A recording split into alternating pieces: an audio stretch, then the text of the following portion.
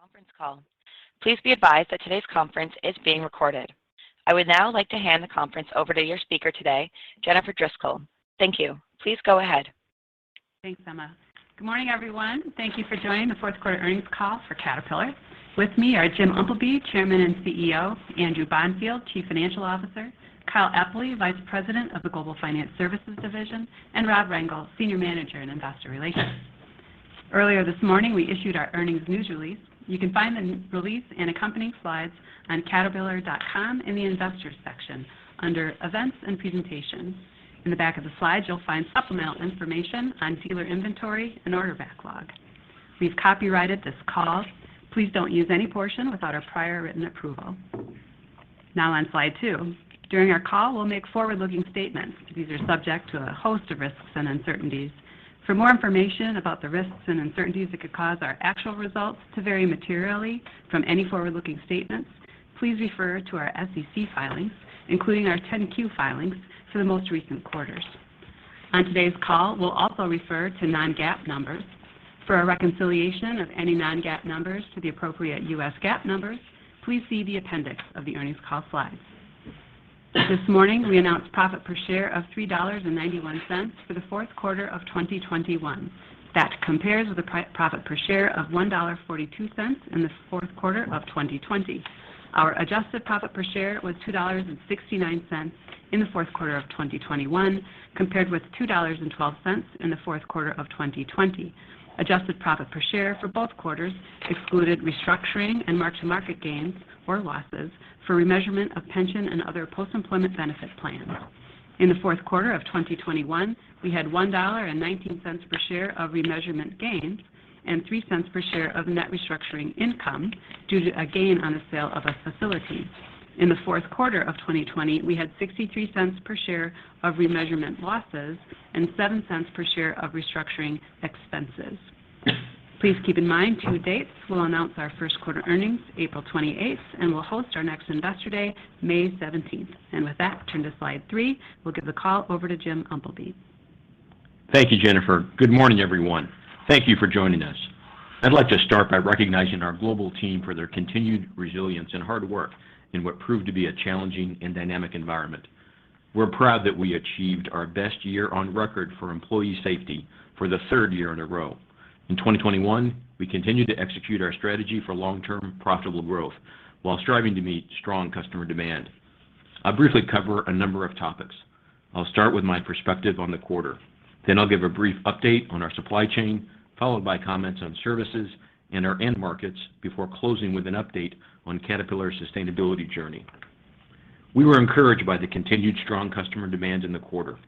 Sales and revenues rose in all regions and in the 3 primary segments due to volume gains and favorable price. And similar to the 3rd quarter, absent the continuation of supply chain constraints, our top line would have been even stronger.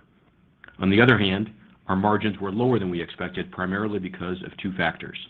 First, freight costs were higher than expected due to inflationary pressures, as well as our decision to increase the use of premium freight to meet as much customer demand as possible. The second factor was production inefficiencies. As I mentioned, underlying demand is stronger than we can currently supply due to ongoing supply chain constraints. We made the decision to keep our plants open and fully staffed to best serve our customers and meet as much demand as possible. We believe it's the right decision to incur some short-term margin impact rather than take actions that might limit our ability to more fully satisfy demand when supply chain conditions start to improve. We also continue to redirect components, alter our assembly processes, and optimize where we can. Some of these actions aimed at maintaining our production flexibility come with additional short-term costs. When the supply chain bottlenecks begin to ease, we expect to be well-positioned to increase our production to more fully meet demand and gain operating leverage from higher volume.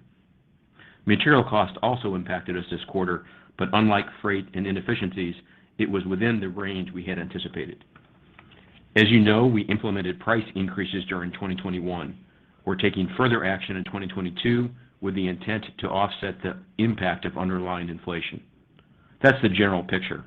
Andrew will provide more details on our margins and how the combination of supply chain pressures and pricing will likely affect the cadence of our quarterly margins in 2022. Now on slide 4, our top line rose by 23%. The primary drivers of the volume gains were increases in sales to users, including original equipment and services, and changes in dealer inventory. For the full year 2021, services sales grew 17% to $19 billion. Services growth in 2021 benefited from investments in our digital capabilities and the increased focus we and our dealers placed on meeting customer needs for services, particularly aftermarket parts.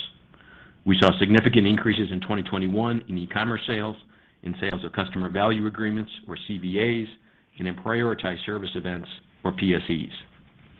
In 2021, our e-commerce orders increased significantly, and now we have critical mass in connectivity with more than 1.2 million connected assets. It's encouraging to see services sales in 2021 higher than in 2019, while our total company sales in 2021 remained lower than in 2019. We continue to strive to meet our aspirational target of doubling services to $28 billion by 2026. Compared with the fourth quarter of 2020, sales to users rose 7%. Gains were across the 3 segments. For machines, including construction industries and resource industries, sales to users rose 5%. For energy and transportation, sales to users increased 12%. Sales to users in construction industries rose by 4%, with double-digit growth in EAME and Latin America. In North America, residential construction remained strong in elevated housing construction, while non-residential demand continued to improve at a slower pace. In Asia Pacific, end-user demand slowed, reflecting the expected moderation in China construction. However, excluding China, sales to users were positive in Asia Pacific, driven by favorable commodity prices and government stimulus. In resource industries, sales to users rose by 10%. Mining saw healthy gains in the quarter, supported by strong commodity prices and the replacement of aging equipment. Sales to users increased versus the prior year in heavy construction and quarry and aggregates for the third straight quarter. In energy and transportation, sales to users were up across all applications versus the prior year. We saw double-digit growth in industrial and transportation, although from a low base. We experienced strength across many applications for industrial and international rail deliveries benefited transportation sales as expected. Oil and gas grew from demand for both reciprocating engines and turbines. Finally, power generation sales to users increased as data center demand remained strong. Overall, total sales to users growth in the quarter moderated versus the second and third quarters. As a reminder, the impact of the pandemic lessened in the fourth quarter of 2020. In addition, the supply chain challenges have constrained our ability to fully meet end-user demand. As independent businesses, dealers make their own decisions about their inventories. Changes in dealer inventories drove about a $1 billion tailwind to sales compared with last year. Dealer inventory was nearly flat in the fourth quarter compared with the third quarter of this year. In the fourth quarter of 2020, dealers decreased their inventory by about $1.1 billion. To put it in context, our year-end dealer inventory in 2021 also finished about flat with year-end 2020 as we expected. Dealer inventories are generally near the low end of the typical range due to strong customer demand and our supply chain challenges. Currently, availability is extended for some products due to the shortage of semiconductors and other components. With the exception of China, end-user demand for our equipment remains strong. Turning to slide 5. In 2021, we met our 2019 Investor Day target for adjusted operating profit margins for the third year in a row. We also met our target for free cash flow for machinery, energy, and transportation, or ME&T. Our strong cash flow enabled us to return $5 billion to shareholders this year through dividends and share repurchases. We've paid a higher dividend annually for 28 consecutive years and are proud of our status as a dividend aristocrat. We expect to continue to return substantially all of ME&T free cash flow to shareholders through dividends and share repurchases over time. Next, on slide 6, I'll share some high-level assumptions for the full year. First, in 2022, based on what we know today, we expect to achieve our Investor Day targets for adjusted operating profit margins and ME&T free cash flow. That said, the environment remains uncertain due to COVID and other issues, including continuing supply chain disruptions, freight and material cost inflation, and labor availability. Our focus is long-term profitable growth.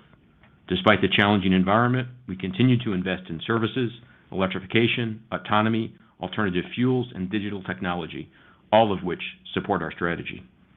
Now I'll describe our outlook for key end markets this year. Demand remains strong, as demonstrated by robust orders. In addition, we're receiving positive input from our customers and dealers. A key variable remains the supply chain, namely to what degree can we fully meet strong customer demand. In construction industries in North America, residential construction continues to be the main growth engine, with non-residential also improving. We believe the U.S. Infrastructure Investment and Jobs Act will begin to fuel increased investments in capital equipment late this year, into 2023 and beyond.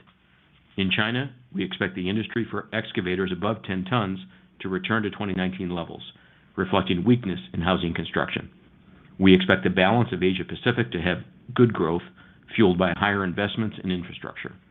Turning to EAME, positive fundamentals include government stimulus actions, construction confidence, new orders, and commodity prices. Latin America is expected to benefit from construction activity and mining, supported by commodity prices, although strong inflation could make it more challenging. In Resource Industries, we anticipate elevated commodity prices will support continuing improvement in demand for mining products and services. We also expect growth in heavy construction and quarry and aggregates to continue in 2022. We now currently operate autonomously on 18 sites on 3 continents with more than 500 large mining trucks and have now moved more than 4 billion tons. Technology and autonomy offerings deliver significant benefits across the board, from boosting safety and productivity to more consistent and efficient operations. Autonomous operations enable higher machine utilization, leading to reductions in idle time and non-productive fuel burn. In energy and transportation, we see improved sales across most applications, and we had strong order rates, including for large engines, in the fourth quarter. While we expect our oil and gas customers to continue to display capital discipline, we do expect growth in our reciprocating engines and aftermarket services for oil and gas. We see growth in reciprocating engines for power generation with strength across many applications. Industrial, which includes engines for our own equipment and loose engines sold to customers, is projected to grow across many applications, including construction, agriculture, and electric power. We expect a modest increase in transportation, primarily in rail services. We also anticipate growth in marine from a low base as customers update aging fleets. In 2022, Solar is expected to be impacted by the dampening industry cycle. We expect Solar's new equipment sales to be lower this year, which will be partially offset by continued services growth. Solar is experiencing healthy inquiry activity, which indicates the likely recovery in customer deliveries in late 2022 and into 2023. Now on slide 7. We significantly advanced our sustainability journey in 2021, and we continue to focus on this important element of our strategy. In 2021, Caterpillar and our customers announced a number of projects that will help contribute to a lower carbon future. I'll highlight several more that occurred since our last earnings call. In November, Newmont announced a strategic alliance with Caterpillar to deliver fully automated zero-emissions mining equipment and technology. The investment encompasses a U.S. surface mine and an Australian underground mine, while also deploying Caterpillar MineStar across all Newmont sites. We also announced a 3-year collaboration with Microsoft and Ballard to demonstrate a power system with large format hydrogen fuel cells to produce backup power for Microsoft data centers. Caterpillar is providing the system integration, electronics, and controls that form the central structure of the power solution, which will be fueled by low carbon intensity hydrogen. The project is backed by the U.S. Department of Energy. In December, Progress Rail entered into a memorandum of understanding with BNSF and Chevron to advance the demonstration on BNSF's line of a locomotive powered by hydrogen fuel cells. Progress Rail plans to design and build a prototype hydrogen fuel cell locomotive, with Chevron developing the infrastructure to support it. Earlier this month, Teck Resources, one of Canada's leading mining companies, announced a partnership with Caterpillar to deploy 30 zero-emissions large haul trucks, including Cat 794 ultra-class trucks, at their mining operations beginning in 2027. This collaboration will support their goals to reduce the carbon intensity of their operations by 33% by 2030 and be carbon neutral by 2050. And finally, Union Pacific is purchasing 10 Progress Rail battery electric locomotives, making them our 4th customer for this new technology. In railroads in California and Nebraska, they will be tested in diverse weather conditions and evaluated for broader deployment in support of Union Pacific's emissions reduction goals. We're excited about the opportunities associated with the energy transition, which includes rising demand for commodities used in electric vehicles and other applications, benefiting Resource Industries. The significant infrastructure investments associated with the energy transition also support growth in Construction Industries. In addition, they increase demand for a number of products in our Energy and Transportation segment, including distributed power generation and our integrated systems and solutions to help our customers meet their climate-related objectives. Caterpillar continues to invest in research and development to support a wide variety of fuel types, energy storage, and hybrid solutions. In summary, we're continuing to execute our strategy for long-term profitable growth. The 3 core elements of the strategy remain: services, expanded offerings, and operational excellence. Services growth and our record safety performance are among the many highlights of 2021. We remain committed to a reduced carbon future, both in our operations and helping customers reach their climate-related goals. We continue to introduce products and services that facilitate fuel transition, increase operational efficiency, and reduce emissions. While we continue to face supply chain challenges that negatively impacted our top line and our fourth quarter margin performance, we're focusing on meeting as much customer demand as possible and remain encouraged by the continuation of strong end market demand. Our team delivered 2021 adjusted operating profit margins and ME&T free cash flow consistent with the long-term targets we set at our 2019 Investor Day, while continuing to invest in our long-term strategy for profitable growth. With that, I'll turn the call over to Andrew. Thanks, Jim, and good morning, everyone. I'll begin with a recap of Caterpillar's fourth quarter results, including the performance of each segment. Then I'll comment on the balance sheet and cash flow before concluding with a few assumptions about the first quarter and full year of 2022. Starting with the fourth quarter on slide 8, our sales and revenues rose by 23% or $2.6 billion to $13.8 billion. Volume growth led the way and was broad-based as demand remained strong. Operating profit increased by 17% to $1.6 billion as volume growth and favorable price were partially offset by freight, material, and short-term incentive compensation headwinds. As Jim has mentioned, operating margins were lower than we had anticipated, primarily due to elevated freight costs and plant inefficiencies, which I'll discuss further in a few moments. Fourth quarter profit per share was $3.91 compared to $1.42 last year. We had our usual impacts from mark-to-market accounting for remeasurement of pension and OPEB plans. That included $1.19 per share favorable in the fourth quarter of this year compared to 63 cents per share unfavorable last year. Restructuring was actually a net income of $19 million in the quarter due to the gain on the sale of a facility. In addition, some of our planned restructuring activities that we'd originally expected to complete in the quarter were pushed back into 2022. We reported adjusted profit per share of $2.69 in the fourth quarter compared to $2.12 last year.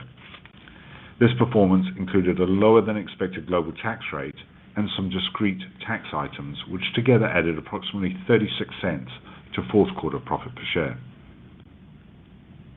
Now on slide 9. As we had anticipated, the top line for the fourth quarter was the strongest of the year, coming in slightly better than normal seasonality would imply. Dealer inventory provided about a $1 billion tailwind versus the comparable quarter in 2020, when dealers reduced their inventories by $1.1 billion. Sales to users growth decelerated a bit sequentially, but remained strong despite a tougher comparison period, particularly in China. Price realization strengthened as we saw the benefit of additional price actions begin to flow through. Services continue to be a bright spot. I want to take a moment to provide some color on dealer inventory. Caterpillar dealers typically hold between 3 and 4 months worth of inventory based on projected sales for the next 12 months. For the past year, they've been near the low end of that range. Because of strong sales to end users and supply chain constraints, dealers have prioritized customer orders over building inventory. As a result, dealers have been unable to restock as would have been their normal practice. Given the current constrained environment, we don't expect to see a significant benefit from dealer restocking in 2022. Fourth quarter sales and revenues increased in every region. In North America, our largest region, sales increased by 27%, with strong growth in all 3 primary segments, but led by construction industries and resource industries. In EAME, sales rose by 24% as fundamentals remained strong. Latin America sales grew by 38% from a low base. Asia Pacific sales increased by 9% as gains in energy and transportation and resource industries more than offset lower revenues in construction industries. Excluding China, construction industry sales in the regions grew versus the prior year's quarter. Just to remind you, the quarterly sales profile for China in 2020 was very different from the normal seasonal pattern, with a strong second half due to the timing of stimulus activity. In 2021, we have returned to the more typical profile of a stronger first half of the year ahead of the selling season. This has made for a particularly tough comparison as China sales were abnormally strong in the fourth quarter of 2020. Now let's review the bottom line on slide 10. Fourth quarter operating profit increased by $231 million or 17%. Compared to the prior year, strong volume and favorable price realization were the principal drivers of the increase. Higher manufacturing costs and SG&A and R&D expenses partially offset these gains. Acceleration in freight, manufacturing inefficiencies, and material costs drove the manufacturing cost increases. The freight costs included both inflation in standard rates and the increased use of premium freight. The reinstatement of short-term incentive compensation had an impact on manufacturing costs and SG&A and R&D expenses, albeit at a slower rate than previous quarters. Beginning in the second quarter, we told you that we had expected price realization to offset higher manufacturing costs for machines in 2021. We have come up just short of that goal as the unfavorable impacts of rising freight costs and the manufacturing inefficiencies during the fourth quarter were more significant than we'd expected. As we had noted previously, due to taking price action later in the year, we had expected a lag in energy and transportation price realization, so material costs increases and sharply rising freight costs negatively impacted energy and transportation's margins more significantly than they did for the machine groups. Moving to margins, the adjusted operating profit margin was 11.4%, a decrease of 140 basis points, with short-term incentive compensation expense a headwind of a roughly 150 basis points of margin in the quarter. As both Jim and I have acknowledged, margins for the fourth quarter deteriorated by more than we had expected. To provide a bit more perspective, we typically see margins decrease sequentially by between 100 to 200 basis points from the third quarter to the fourth quarter. However, in the fourth quarter of 2021, the spike in freight costs, along with the plant inefficiencies that Jim described, caused an additional unfavorable impact of around 100 basis points or so. Most of this was due to the need to ship components using premium freight and factory inefficiencies that resulted from challenges caused by component shortages as we prioritize meeting customer demand. We believe that these margin headwinds are temporary and will only last as long as the supply chain challenges remain. Our price actions are designed to cover increases in underlying input costs, but do not anticipate factory inefficiencies or premium shipping, which had to be used to serve our customers. There is no doubt that this will impact some part of 2022, but it is impossible to be certain when these costs will abate. Now looking at the full year, our adjusted operating profit margin was 13.7%. As Jim mentioned, we've achieved our 2019 Investor Day margin target of adjusted operating profit margins being 300 to 600 basis points better at a comparable level of sales to the reference period of 2010 to 2016. We've done so while investing in new product launches, services, and sustainability. Of note, R&D expense, including higher short-term incentive compensation, increased by 19% for the full year. Our global effective tax rate for the fourth quarter was approximately 23% versus the 25% we had assumed previously. The improvement primarily related to changes in the geographic mix of profits from a tax perspective.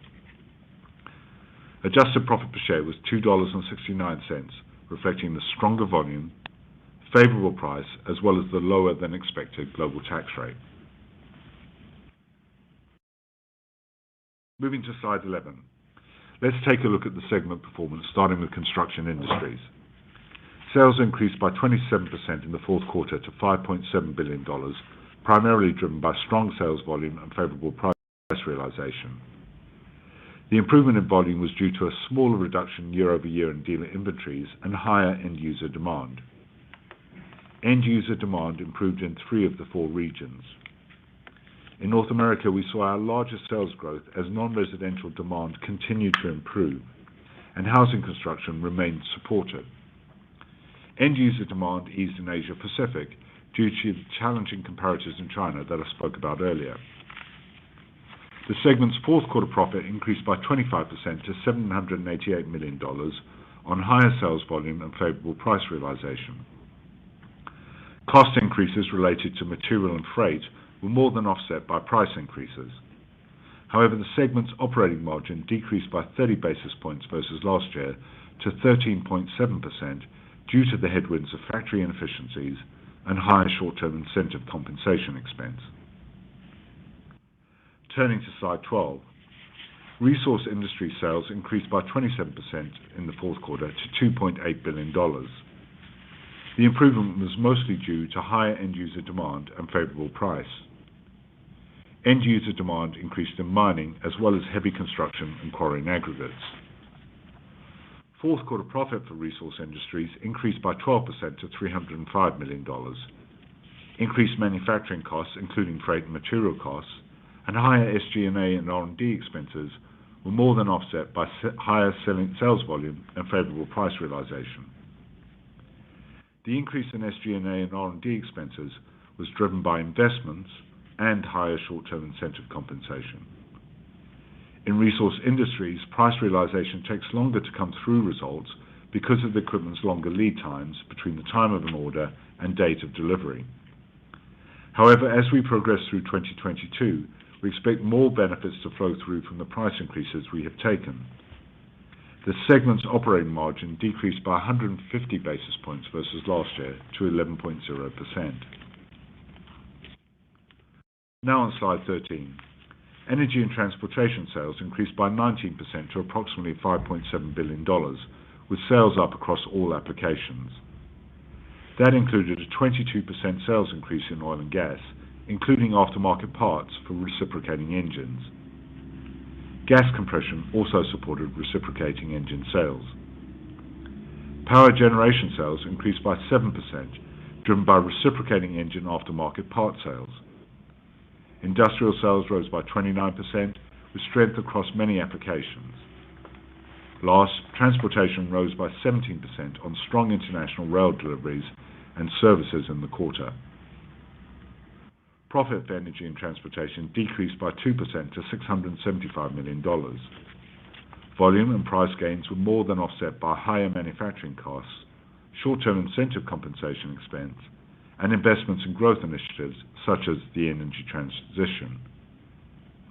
Keep in mind that the majority of our core investments in the energy transition, for example in electrification, impact this segment. Freight cost increases were particularly significant in the quarter, driving the higher manufacturing costs. The segment's operating margin decreased by 250 basis points versus last year to 11.8%. On slide 14, Financial Products had a very strong quarter. Revenue increased by 4% to $776 million. Segment profit increased by 27% year-over-year to $248 million. The year-over-year profit increase was partly due to continued strong demand for used equipment, where worldwide used sales were our highest on record in 2021. The segment also benefited from a lower provision for credit losses at Cat Financial. Moving to our credit portfolio, it's in good shape as customer health indicators remain positive. Past dues continue to improve across all portfolio segments to 1.95%. That's down 154 basis points year-over-year and down 46 basis points compared to the third quarter. It's the lowest past due levels we've seen in 15 years. New retail lending hit an 8-year high in the fourth quarter. On slide 15, ME&T free cash flow was $1.8 billion in the quarter, an increase of about $160 million versus the fourth quarter of last year. The increase was due to higher profit adjusted for non-cash items, which includes higher accruals for short-term incentive compensation. ME&T generated $6 billion in free cash flow this year, almost double compared to the prior year, and in line with our Investor Day target of between $4 and $8 billion. We recently declared our quarterly dividend of $1.11 per share, or around $600 million per quarter. In 2021, we paid around $2.3 billion in dividends. We are proud of our dividend aristocrat status, which we maintained following the 8% quarterly increase announced in June of last year. We completed $1 billion in share repurchases in the fourth quarter for a total of $2.7 billion in 2021. In aggregate, we returned $5 billion to shareholders, which represents 83% of our ME&T free cash flow for 2021. Over the past 4 years, on average, we've returned 99% of our ME&T free cash flow to shareholders. That aligns to our target to return substantially all of our ME&T free cash flow to shareholders over time. The company ended the year with $9.3 billion in enterprise cash, a strong position. As always, given our captive finance organization, which helps our customers acquire our equipment, we continue to maintain a strong balance sheet as we prioritize our mid-A credit ratings. Now on slide 16. In light of the fluid environment, we will continue to not provide guidance for our annual profit per share. However, to assist with modeling the company, we'll continue to share some high-level assumptions for the upcoming quarter and full year. Looking to the first quarter, we expect the top line to increase versus the prior year on stronger end-user demand and higher prices. We also expect to see a dealer inventory increase, which would follow our normal seasonal pattern as dealers prepare for the spring selling season. However, we anticipate that increase will be slightly less than normal given the supply chain constraints and the high levels of committed orders. For the full year, we expect the environment to support strong end-user demand and higher pricing. The extent that we'll be able to fulfill that demand will be impacted by the supply chain challenges we've discussed today. As these alleviate, we would expect to see an acceleration in sales to end users. As we have noted, our order books and backlog are robust, but we do expect the supply chain to constrain our volumes. Before I discuss margins, I want to highlight how unusual the last 2 years have been. In 2020, the full impact of the pandemic started to be felt from the end of the first quarter.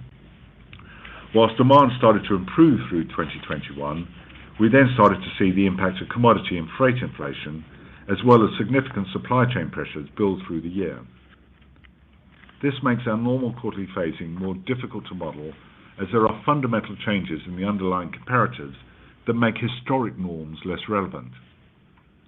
Let me explain. In 2021, pricing was slow to ramp up and picked up as the third and fourth quarters of the year following mid-year and October price increases. From a cost perspective, material and freight costs were about flat in the first quarter and then ramped up through to be at their highest in absolute terms in the fourth quarter. So that sets up our comparisons. Then this year, we will begin the year with a carryover pricing from mid-year and October 2021, and then we expect to have additional pricing in 2022. That's why we expect pricing to be more or less evenly spread across the quarters as we move through 2022. Then we will lap those rising material and freight costs and manufacturing inefficiencies as we move towards the back half of the year, so we will have easier comparisons. In a nutshell, we anticipate the greatest headwinds to margin in 2022 to occur in the first quarter. This is completely counter to the normal historic pattern of strong margins in the first quarter, with margins decreasing sequentially to the fourth. We expect those headwinds to margins to abate as the year goes on, as we realize more price and as we lap the higher costs. More importantly, we intend price increases to more than offset manufacturing cost increases in 2022, assuming the current level of supply chain disruption does not deteriorate. I'll provide a few more key assumptions for you to keep in mind as well. Our short-term incentive compensation expense is anticipated to be around $1 billion for the year, or $250 million per quarter. That's a $50 million tailwind in the first quarter. Also, we'll have about $1.3 billion cash outflow in the first quarter related to the payout of last year's incentive compensation. We anticipate an increase in R&D, reflecting continued acceleration investments related to initiatives such as sustainability, electrification, and digital. restructuring expense should be a headwind for the year. We anticipate around $600 million in restructuring expense in 2022 compared to $90 million in 2021. The increase is larger than usual due to actions to address certain challenged products we've already announced, some of which were delayed a bit. Keep in mind that our adjusted profit per share calculation excludes restructuring costs. We also estimate prior restructuring actions will benefit 2022 by around $75 million. In addition, we assume an annual global effective tax rate of around 25%. Finally, we anticipate CapEx to be in the $1.4 billion range. Turning to slide 17, let me recap today's key points. We met our adjusted operating margin and ME&T free cash flow targets in the challenging year. End user demand remains strong, and in a challenging supply chain environment, we kept our factories open, maintained our production flexibility, and recognized $2.6 billion more in revenues. We continue to execute our strategy for long-term profitable growth as we expand our offerings in preparation for the energy transition. We anticipate stronger sales volume in the first quarter versus the prior year, while margins will be pressured in the first quarter as costs remain elevated and the full benefits of pricing flow through evenly throughout the year. With that, I'll take your questions. As a reminder, management asks that we limit to one question per analyst. Your line will close once the question has been posed. If clarification is desired, please rejoin the queue. Your first question comes from the line of Jerry Revich with Goldman Sachs. Your line is now open. Yes, hi, good morning. Morning, Jerry. Hi, good morning. Hi. I'm wondering if you can update us on your order prospect pipeline in resources.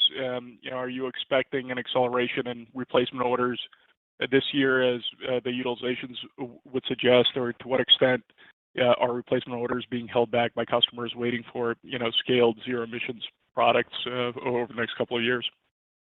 Well, thanks, Jerry, for your question. So, as we've been discussing in the last several earnings calls, we're positive about mining and just the general environment, everything from the energy transition driving the need for more commodities is creating opportunities in mining. And we're continuing to see strong inquiry and quotation activity and increasing orders as we discussed. So certainly we're working very closely with our customers to help meet their emissions goals as well. There's been a number of announcements I know you're aware of over this year. So again, I don't believe it's holding up orders. We're seeing orders play out much as we had expected, and we've been communicating with you over the last few calls. Generally, it's we're still on the path of expecting not a big spike up, but a continued gradual improvement in mining orders. Your next question comes from the line of Robert Wertheimer with Melius Research. Your line is now open. Thank you. Good morning, everybody. Good morning, Rob. Morning, Rob. So I wonder if you would be willing to give us any expanded comments on aftermarket strategy. It's good to see the growth. I don't know, though, where you stand versus your internal goals when you set this. I don't know if you've identified all the workflows to get you to your 2026 goal, what those workflows are. I wonder if you just give any more commentary on that. Thank you.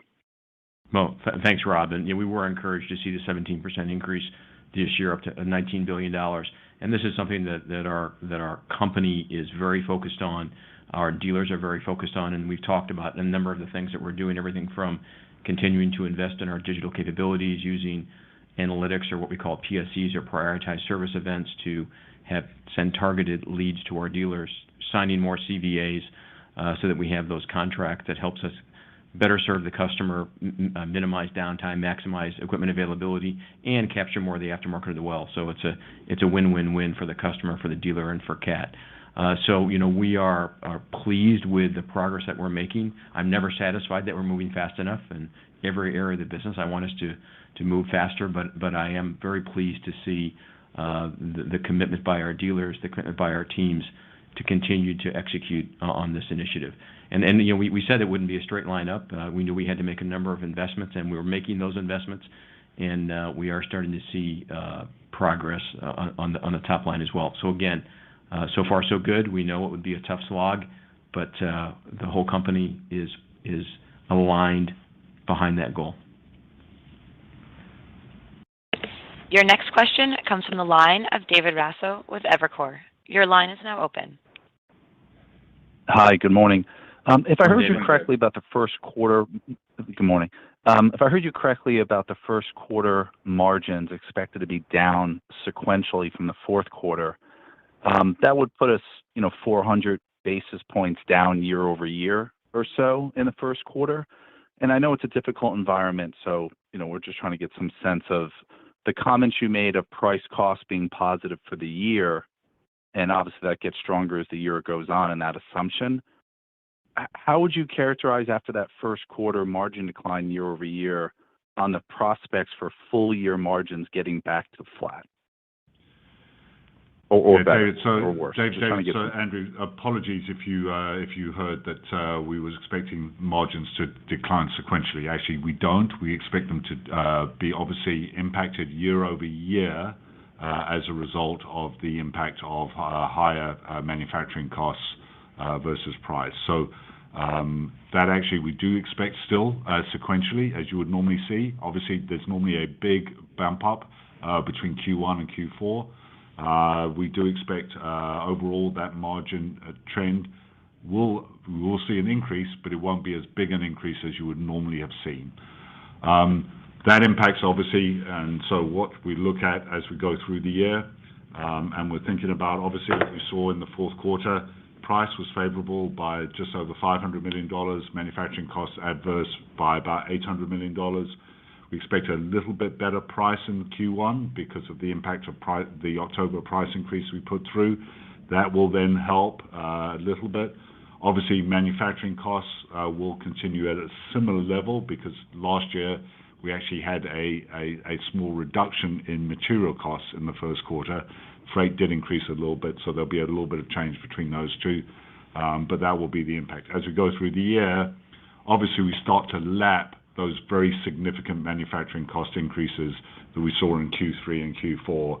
So the comps become easier, but price will remain pretty consistent throughout the whole year.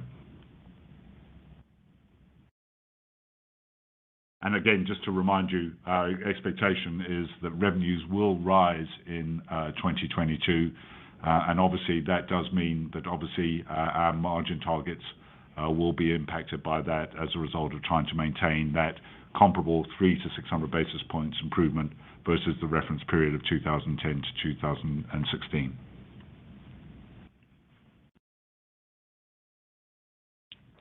Your next question comes from the line of Jamie Cook with Credit Suisse.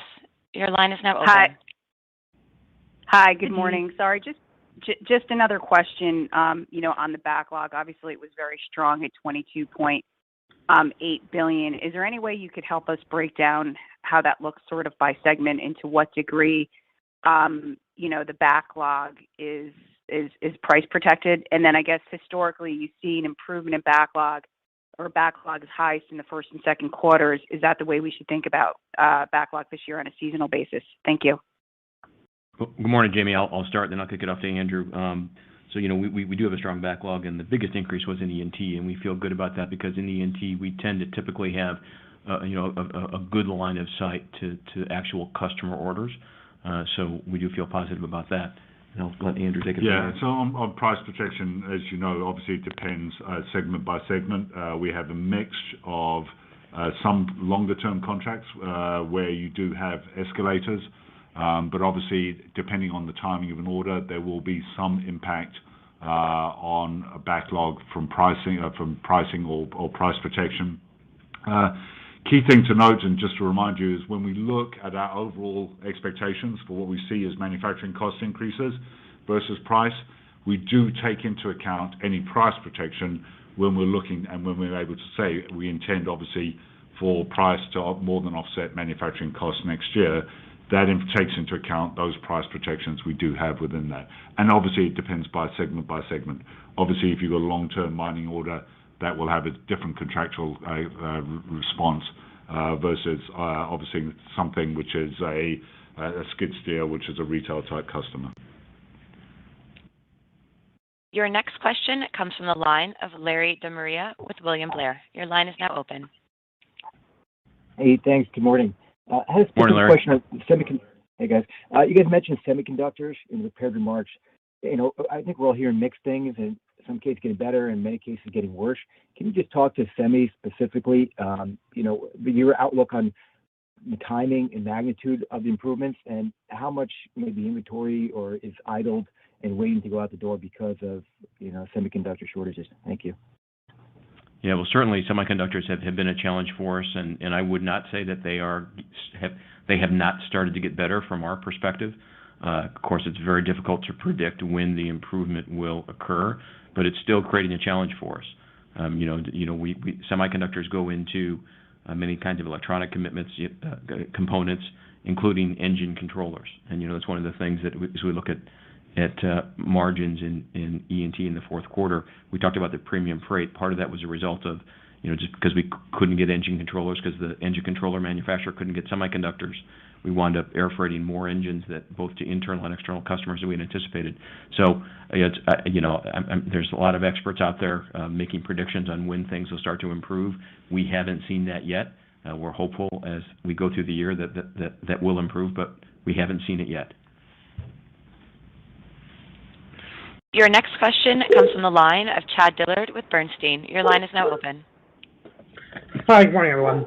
Morning, Chad. So I was hoping you guys could talk about your volume production outlook for 22. With the current supply chain situation, can you grow production this year? And are there any segments that will see better production growth versus others?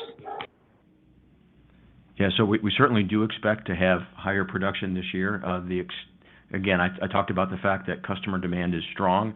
That's the positive story, and we've talked about the challenges with supply chain. So it is difficult to predict the exact extent, and we're not giving that kind of a number, but it really just comes down to supply chain. The demand is there. And I think just to add, the only area where obviously we are potentially seeing some slowdown will be probably in construction in China. As we look in 2022, everywhere else, it's really across the board. We're looking at good volume potential growth. Your next question comes from the line of Nicole DeBlase with Deutsche Bank. Your line is now open. Yeah, thanks. Good morning, guys. Morning, Nicole. Morning, Nicole. Just focusing a little bit on the comments on E&T facing the most price cost headwinds. I guess when we look forward into 2022, you mentioned a growing backlog there. Have you increased prices in backlog? And I guess when should we start to see pricing show up and start to be reflected in, improving sequential margins within the segment? Well, thanks for your question. As I mentioned, we did not increase prices as quickly, so that the first price increase we had for machines didn't apply to E&T, just given the market conditions at the time that we were facing in E&T. Certainly, the world has changed since then with increasing oil prices and increasing demand. So we have taken price increases since then, and we intend to continue to work to offset input costs. And I'll let Andrew comment in terms of when you may think that will show up. Yeah, as we've indicated, obviously it's as you go through the year, price will be pretty even throughout the year, but we do expect obviously as time goes, as we go through the year, as we start to lap those manufacturing cost increases in the third and fourth quarter, we'll see the benefit of that.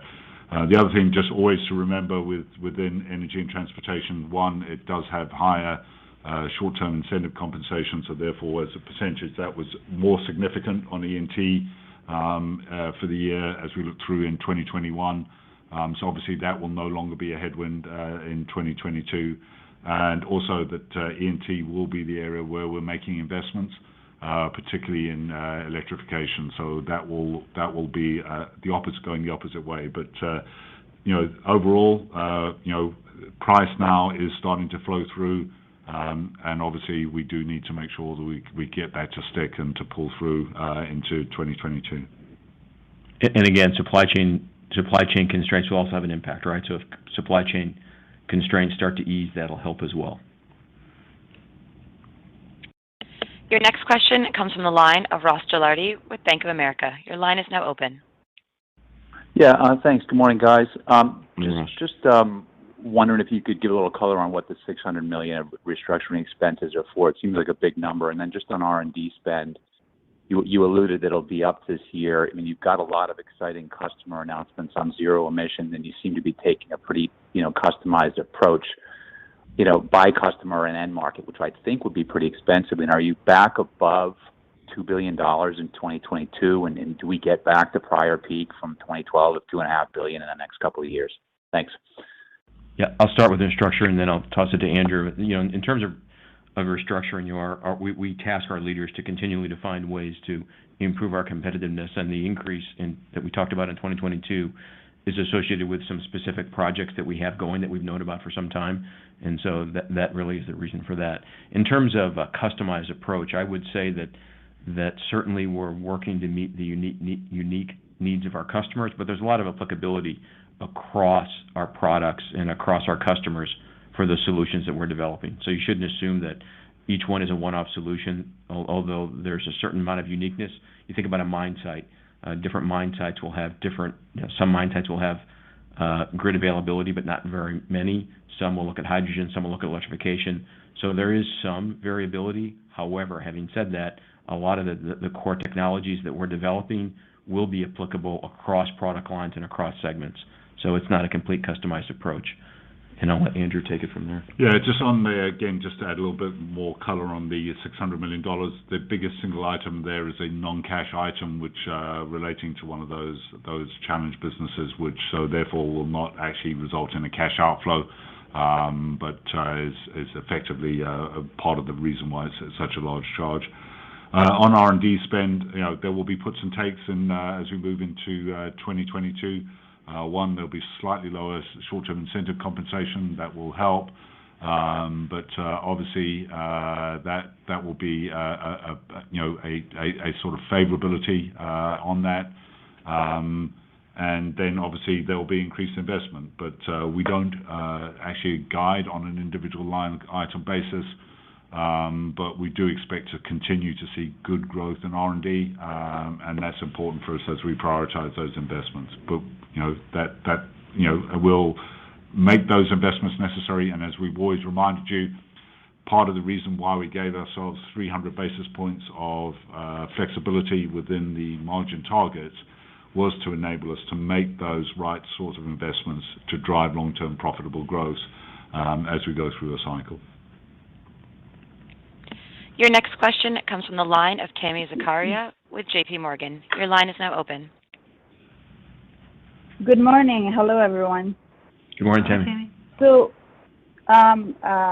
this is more of a medium to long-term question. From your dealer's perspective, I believe you mentioned dealer inventory will not be a significant benefit this year. But do you see dealer inventory gradually making its way back to the pre-pandemic levels over time, or has anything structurally changed in their business to rebase it lower now that they're learning to operate with less inventory? Well, thanks for your question. So the dealer inventory is towards the low end of the normal range, and it's really a function of strong demand and the supply chain challenges that we've discussed this morning. We do expect, as the supply chain conditions start to ease, that they would get within a normal range, and we typically don't think about it in terms of absolute dollar ranges. If you're thinking about a long term, it's more how many months of a dealer has. So again, a dealer inventory will depend on a number of things. Assuming that we can supply everything they need, it'll depend upon their view of the future, whatever is going to happen in that year and the next year. So again, as we mentioned, we don't expect a significant change in dealer inventory this year, but assuming the supply chain conditions improve and based on the strong demand that we're seeing, if that all continues, I would expect, over time that dealer inventory would start to come up and get back into the middle of the normal range. Your next question comes from the line of Stephen Volkmann with Jefferies. Your line is now open. Great. Thanks for taking my question. Jim, I think you mentioned in your Good morning. I think you mentioned in your comments, Jim, that the infrastructure bill might start to benefit you in the second half of 22 and into 23. I'm wondering if you can just expand on that a little bit. I mean, how much of an improvement do you think this could be for you guys? Hopefully you've had a chance to kind of dig through the bill by now. It's just hard to figure out kind of, what your exposure to that could be. Well, thanks for your question. And as you say, it is a challenge to figure out the specifics, but just given the amount of money that's going to be invested in the way that our products are used for infrastructure, we do believe that it'll provide a bit of a tailwind for us. If nothing else, one of the things that it does is it provides more certainty to our customers, where if a contractor is trying to decide if in fact they want to make a capital investment to buy a new machine, if they know there's a high probability of a pipeline of work for several years, they're much more likely to go ahead and pull the trigger and make that capital investment and buy the machine. So we do expect, again, it takes a while for these things to manifest themselves into projects, then to orders to us, but we do believe, again, it'll start to impact us towards the end of this year and into next year. So hopefully with the supply chain challenges, hopefully we'll ease by then and we'll be able to meet that increased demand. But we're quite positive about the passage of the bill. Your next question comes from the line of Courtney Yakavonis with Morgan Stanley. Your line is now open. Hi, good morning, guys. If you could just Hi, Courtney. expound a bit on the comment about pricing being relatively even through the year next year. Was that a comment meant to be about absolute level in pricing, or as we're thinking about it, the year-over-year growth rate, which I think was, about 5 to 6% for two of your divisions, and obviously a little bit lower in E&T. Should we be thinking about that growth rate being constant through the year, or was that a comment more on the absolute level?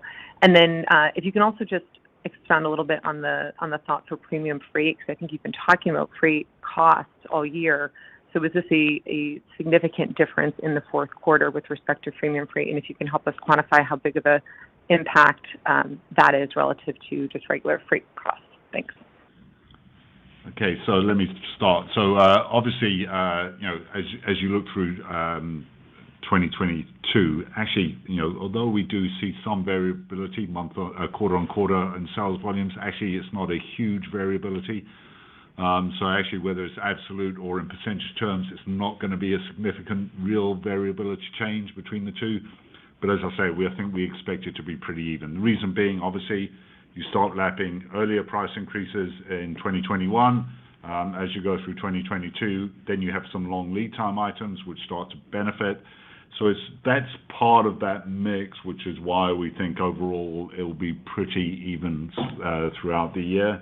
Obviously, that is subject to not needing to put further price increases than we were already planning in 2022 through. Obviously, that E&T, as we say, has been lower, but obviously we expect E&T to catch up with the other segments, so there'll be variation between the individual business units as we go through. RI was also slightly less than CI, for example, in 2021. Just on premium freight, I mean, interestingly, if you look at the actual dollar value, freight actually versus material cost is actually normally a very small number, and we have seen a really exponential rise in freight costs. A couple of factors, obviously, as I pointed out, the underlying inflation has been significant, and that's well reported and well recognized. And secondly, obviously, we're premium freighting a lot more. That can be premium freighting for parts, some of which we will recover from dealers, but some of it will also be premium freighting for components to keep the factories going. And always there, what you're trading off is between the cost of holding the factory open and not working versus actually, the cost of that freight. So it has increased a lot. If you remember my comments, I mentioned about we thought the margins were about 100 basis points worse than we originally anticipated for the quarter. In absolute terms, part of that was freight and part of that was labor and manufacturing inefficiencies. It's probably about half. So it was probably 50 basis points in the quarter. So obviously one of the things we'll have to watch and keep an eye on is how do those bottlenecks, particularly on the freight side, unwind as we go through 2022, and also the supply chain bottlenecks as well. That will reduce the level of freight that we would need to use. Your next question comes from the line of Joel Tiss with BMO. Your line is now open. Hey guys, how's it going? Morning, Joel. Morning. So I know you guys are dancing around a little bit, but I think it would really help us a lot if you could just give us, even if how much you fuzz them up, kind of the size of the buckets, about dollar-wise, how much dealer inventories are below normal. I know you said you don't measure it that way, and how far below your potential, like your production, is versus kind of normalized levels. And is it 10 billion or 7 billion or just any sort of an idea? I think would be super helpful for everybody. Thank you. Yeah, Joel. I mean, just on dealer inventory. I mean, they are, as we say, at the low end of the range. The reality is, given the current constrained environment, it's not going to change in 2022. So, if I could give you a number, that would be speculating about 2023, and that would really depend on what they expect to see as far as revenues in 2023. So, I mean, if you were thinking about it from your modeling perspective, it's not really going to be anything probably until at least 2023. And obviously, as we get an idea, we'll be as transparent as we can. But in the current environment, it will be purely speculative to give you a number, but they are below where they would normally expect to be. So that's really the challenge. As far as production levels are concerned, the reality obviously is we can scale production. We are not running anywhere near capacity, so we have plenty of capacity to scale production up. The question is around the supply chain's ability to deliver that. And again, you've seen the increase in the backlog. Backlogs increased by $9 billion over the year. That is significant. Yes, we could produce more, but a lot of those items also are long lead time items. So a lot of that is within energy and transportation and within resource industries, which generally have a longer lead time anyway. So again, it's not how much of that is production constraints versus real. I mean, revenues, remind you, did grow 23% in the quarter. So to ramp up much further would be a little bit more challenging. And again, one of the things that we're doing is we're focusing on meeting customer, as opposed to building dealer inventory. We're focused on meeting customer needs, right? And so that's really what we're prioritizing with our dealers as we deal with the supply chain constraints. Your next question comes from the line of Matt Elkott with Cowen. Your line is now open. Thank you. Good morning. Can you guys talk about the impact on your overall pricing from lower China sales? Just any way to better gauge the potential benefit on pricing. And the other part of my pricing question relates to the broader global construction equipment market. As China demand softens domestically, is there risk that their exports would increase enough to intensify the competitive pricing dynamic in regions outside China? Well, I'll answer the last part of the question first. Well, we also have the ability to export outside of China, so that applies to us as well. So it's not just an issue of others being able to export out of China. We can do the same thing. If in fact we have in the supply chain constrained environment, additional capacity in China does allow us to export from there to meet other demands around the world. So we're in that same boat. And I'll let Andrew take the first part of the question. Yeah, on geo mix, I mean, which obviously, as you know, does impact pricing. We did see a small benefit, obviously, as China reduces, but most of it actually, I remind you now that actually a lot of the machines we sell in China are actually the lowest spec, GC and GX machines. So the impact on geo mix was slightly less than you would normally have anticipated in Q4. And operator, we have time for one more question. Your final question today comes from the line of Mig Dobre with Baird. Your line is now open. Great. Thanks for fitting me in here at the end. Andrew, just a clarification maybe on the manufacturing cost progression here. You've had a $860 million headwind in the fourth quarter, and I believe I heard you saying that you're expecting something similar in Q1. I guess my own guess would have been that this figure would have been higher sequentially, so kind of looking for you to maybe confirm that. And then, related to this, I'm curious as to how you all are planning your raw material purchases for 2022. I do understand that the comps are going to be different on manufacturing costs in the back half, but I'm curious, given what we're seeing in developing in steel markets, is it plausible that you're actually seeing some benefit, outright benefit, in terms of year-over-year costs as the year progresses? Thank you. Yeah. So, Mig, so first of all, obviously, remind you that actually fourth quarter from a sales and revenues perspective actually is our highest quarter. So actually, sequentially, we go down slightly in Q1 versus Q4. So that is why we expect manufacturing cost increase to slightly moderate, but not hugely, versus what we saw in Q4. And then as with regards to price decreases, input cost decreases, as you remember, we've told you before, we tend to have a 3 to 6 month lag. We are still in the position where we are still dealing with price increases. Some of those lags are coming through. Obviously, if steel prices do continue to reduce, that potentially will be a benefit as we move into later this year. We're not relying on that for our expectations for the year. Obviously, we'll see how that pans out. But given that lag, it's a little bit early for us to call to see that coming through. So it would probably be, if it does come through this year, it'll be very late in the year. Well, thank you, Jim and Andrew, and everybody who joined us today. A replay of our call will be available online later this morning. We'll also post a transcript on our investor relations website as soon as it's available. In addition, you'll find a fourth quarter results video with